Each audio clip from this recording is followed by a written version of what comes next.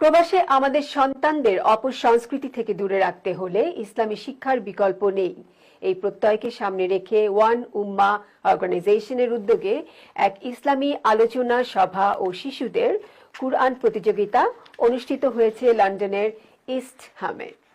আমাদের সহকর্মী মোহাম্মদ গিয়াসউদ্দিন জানিয়েছেন, গত 19 অক্টোবর রবিবার ইস্টহামের পার্কভিউ মিলনায়তনে এই আলোচনা সভা ও কুরআন প্রতিযোগিতা অনুষ্ঠিত হয়। মাওলানা সাদির রহমানের সভাপতিত্বে এবং সলিসিটর জাহিদুর রহমান ও মোস্তফা কুদ্দুস মাসুমের পরিচালনায় এই অনুষ্ঠানে প্রধান অতিথি হিসেবে উপস্থিত থেকে গুরুত্বপূর্ণ আলোচনা করেন ইস্ট লন্ডন জামে মসজিদের ইমাম ও খতিব শায়খ মাওলানা আব্দুল কাইয়ুম।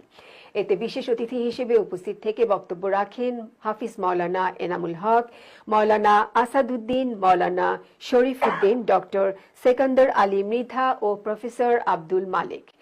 আলোচনায় অতিথিরা বলেন, প্রাতিষ্ঠানিকভাবে আমাদের সন্তানদের ইসলামী শিক্ষা প্রদানের জন্য ওয়ান উম্মাহ অর্গানাইজেশন কর্তৃক মসজিদ ও ইসলামিক স্কুল প্রতিষ্ঠার উদ্যোগ খুবই গুরুত্বপূর্ণ ও প্রশংসনীয়। মুসলিমরা যেখানেই থাকবে সেখানে সর্বাগ্রে মসজিদ নির্মাণে রাসূল সাল্লাল্লাহু আলাইহি ওয়াসাল্লামের নির্দেশনা তুলে ধরেন প্রধান অতিথি শায়খ মাওলানা আব্দুল কাইয়ুম। এ বিষয়ে তিনি বলেন, হিজরতের পর মদিনায় গিয়ে নিজের আবাসস্থল প্রতিষ্ঠার আগেই মসজিদে কুবা প্রতিষ্ঠা করেন হযরত মুহাম্মদ সাল্লাল্লাহু আলাইহি ওয়াসাল্লাম।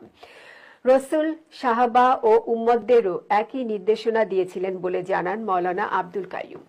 অনুষ্ঠানে কুরআন প্রতিযোগিতায় অংশগ্রহণকারী ও বিজয়ীদেরকে পুরস্কার ও ক্রেস্ট প্রদান করা হয়। কি করতে হবে? ইসলামী শিক্ষা দিতে হবে। ইসলামী শিক্ষা দিতে হলে কি করতে হবে? আমাদের ইসলামিক শিক্ষার ব্যবস্থা আমাদের করতে হবে। ওই উদ্দেশ্য নিয়েই আমরা 4 বছর থেকে কাজ করে যাচ্ছি আপনাদের সহযোগিতায়। বর্ণনা করেছেন যে শেষ নবী কখন আসবেন, আসার পরে ওনার এলাকার মানুষগুলোর সাথে কি আচরণ করবে, এরপরে হিজরত করে কোথায় যাবেন, সেই এলাকার মানুষ ওনাকে কিভাবে ওয়েলকাম জানাইবে, এই সব কিছু তওরাতে বর্ণিত ছিল।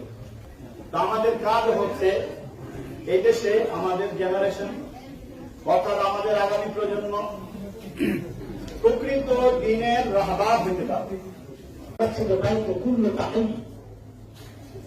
মসজিদ হচ্ছে প্রত্যেকটি ভোক্তাকে আসল ঠিকানা, আসল ঘর। যার মসজিদের সঙ্গে সম্পর্ক নাই তার কপাল খুবই খারাপ, তার পরিবার ধ্বংস হয়ে যাবে।